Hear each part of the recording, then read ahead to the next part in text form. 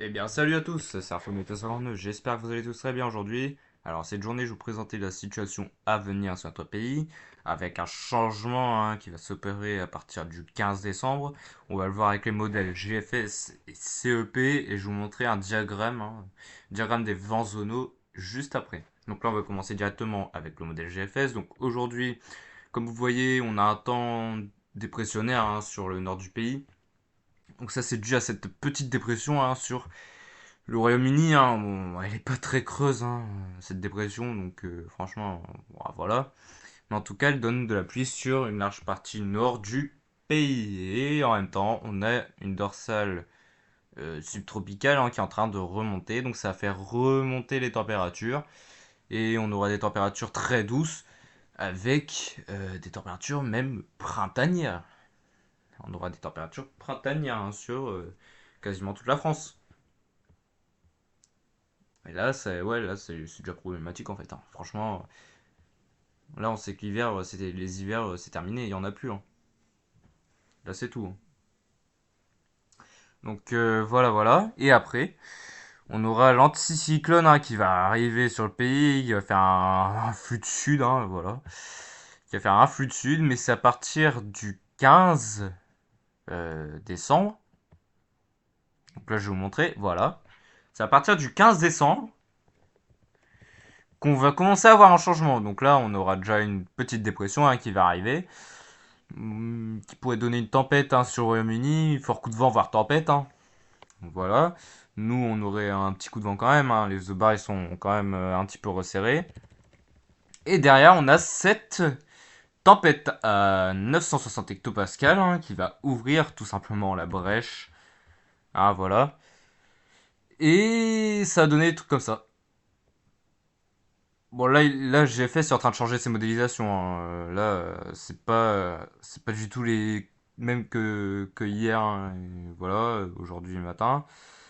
Mais là, ouais, il est en train de changer ses modélisations. Et puis là, on voit très très bien ce changement. Ouais, franchement, là, on le voit très très bien. On a le zonal qui est en train de revenir. Et en même temps, ça, c'est dû euh, au jet stream. Enfin, en tout cas, au vortex polaire stratosphérique et au jet stream. Pourquoi? On le voit très très bien, c'est là. Entre les États-Unis et l'Europe de l'Ouest, voilà. On a le vortex stratosphérique qui est en train de monter en puissance. Et quand ça monte en puissance comme ça, le jet stream, il va tout simplement s'accélérer. On va avoir un bon gros jet stream. Regardez-moi ça. Regardez-moi ça, on a des vents à plus de 350 km/h. Ouais, ouais, on a des vents à plus de 350 km/h sous le jet stream. Donc là, ouais, je vous le dis direct, ça va être assez violent. Et surtout que là, il devait y avoir un affaiblissement du jet stream, mais là, il la voit toujours assez actif. C'est ça le pire. Il voit toujours un jet stream actif. Et du coup, bah, ça a commencé à bouger.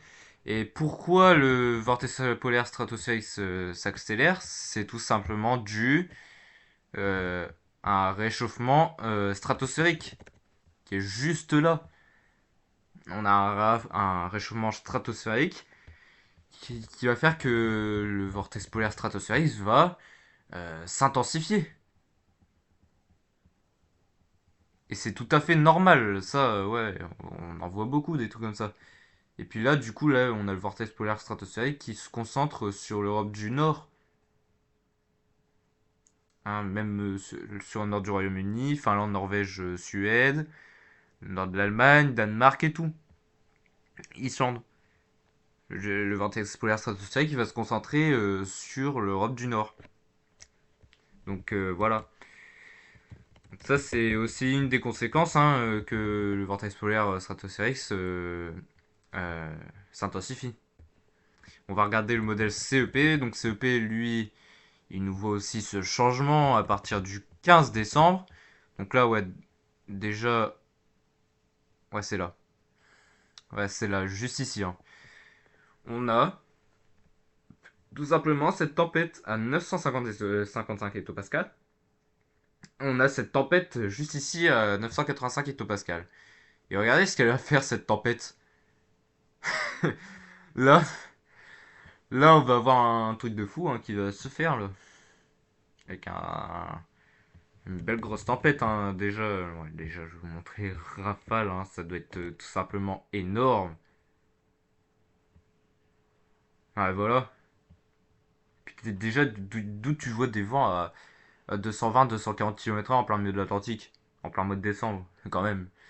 Quand même, quoi. Et puis là, ouais, bah du coup, ça nous donne une tempête hein, sur la France. Avec des vents qui pourraient aller jusqu'à 100 km/h dans les terres. Donc voilà. Donc ça, c'était le modèle CEP. Je vais vous montrer un peu les ensemblistes, hein, juste pour voir, hein, voilà. S'ils sont en accord ou pas avec les déterministes. Donc, là, le 13, le 14, le 15. Le 15, on voit très très bien ce changement. On le voit très très bien. Avec le zonal qui va faire son retour. Ah, là, on le voit très très bien. Le zonal. La dépression hein, à 965 hectopascales, bah là, qui a un peu plus, voilà. Et voilà, voilà. Je vais vous montrer les températures à 850 hectopascales, hein, juste pour regarder. Et voilà. Il nous voit une baisse des températures hein, de 0 à moins 2 degrés à 850 hectopascales. Et à partir de ce moment-là, ça veut dire qu'on a encore un changement. On a encore un changement. Après, je sais pas si la couche de neige, elle va bouger. J'ai pas dit les précipitations, j'ai dit couche de neige quand même. Voilà. Ouais, voilà. Vous voyez, on a déjà des petits épisodes neigeux hein, qui commencent à se faire sur l'Allemagne. Donc voilà, c'est pour ça que je vous dis, franchement, à partir du 15, on aura un changement. Mais après, qu'est-ce qui va se passer après le 15 et notamment le 17 ça on sait pas. Ça on sait pas. Les modèles IA aussi, par exemple, hein, on a les modèles IA GFS et on a le modèle IA CEP. Hein, on a deux IA. Et à partir du 15, ouais, il nous voit aussi ce changement hein, avec même un resserrement isobarique hein, à partir du 15. Bon, après, ouais, franchement. Bon, après, c'est pas ouf. Après, franchement, ouais, c'est pas ouf là. Enfin, en tout cas, sur le modèle GFS IA, mais après, il nous voit encore une dépression qui est juste là et probablement que celle-ci, elle pourrait se transformer en tempête. Parce que là, on a toujours le jet stream qui est assez puissant. Je vous montrer directement. Il nous voit encore un jet stream assez puissant. Ouais. Ah, il nous voit encore ce jet stream assez puissant là. Juste là. Donc voilà. Voilà, voilà. Donc franchement, tout ce que je peux vous dire, c'est qu'il y aura un changement à partir du 15. Après, je peux pas vous dire un peu plus.